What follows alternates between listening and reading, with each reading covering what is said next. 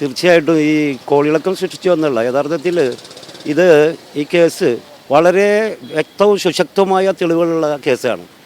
ആ കേസിൽ 19 വയസ്സ് മാത്രം പ്രായമുള്ള ഒരു DYFI പ്രവർത്തകൻ, അതോടൊപ്പം തന്നെ മറ്റ് 6 പേർക്ക് പരിക്ക് പറ്റി. 6 പേർ പരിക്ക് പറ്റിയതിൽ 2 പേർ അറിയപ്പെടുന്ന കോൺഗ്രസ്സുകാരുമാണ്. അവിടെ ജാതീയപരമായ ഒരു വേർതിരിവ് അവിടെ നടന്നു എന്നുള്ളത് ഞാൻ കേസ് പഠിച്ച എനിക്കും അതുപോലെ എൻ്റെ കൊളീഗായിട്ടുള്ള മിസ്റ്റർ വിശ്വനാഥൻ വക്കീലിനും മനസ്സിലായി. ഞാൻ ആദ്യം ഈ കേസ് നടത്തി വളരെ ഭംഗിയായിട്ട് പ്രോസിക്യൂഷൻ നടത്തിയ വക്കീലിനെയാണ് ഞാനിതിൽ ഓർമ്മിക്കുന്നത്. അതുകൂടാതെ തന്നെ ദിനേശ് കോരാത്ത് എന്ന് പറഞ്ഞ സർക്കിൾ ഇൻസ്പെക്ടറാണ് കേസ് അന്വേഷിച്ചത്.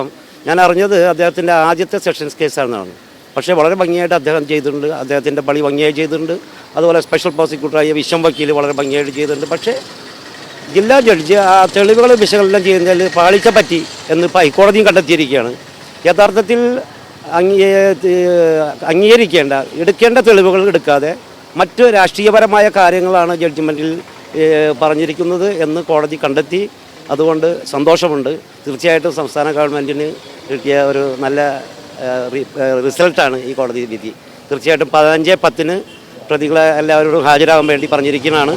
ഇതിൽ പ്രത്യേകം നോക്കേണ്ടതെന്ന് വെച്ചാൽ ഈ കേസിൽ കുറ്റകൃത്യത്തിൽ നേരിട്ട് പങ്കെടുത്ത 1 മുതൽ 6 വരെ പ്രതികൾ, അതിൽ 3-ാം പ്രതി മരിച്ചുപോയി. 15-16 പ്രതികളെയാണ് കോടതി കുറ്റത്തിൽ വരുന്നത്. ബാക്കിയുള്ള പ്രതികൾ ഈ പ്രതികൾക്കൊക്കെ അഭയം നൽകി ഹാർബറിങ് ഒഫൻഡേഴ്സ് എന്നുള്ള രീതിയിലാണ്. അത് അവർക്കെതിരായ സാക്ഷികളൊക്കെ കൂറുമാറിപ്പോയി എന്നുള്ളത് കൊണ്ട് തന്നെയാണ് അവരെ കുറ്റക്കാരാണെന്ന് കാണാത്തത് കോടതി. അതുകൊണ്ട് കോടതി വിധി വളരെ സന്തോഷമുണ്ട്.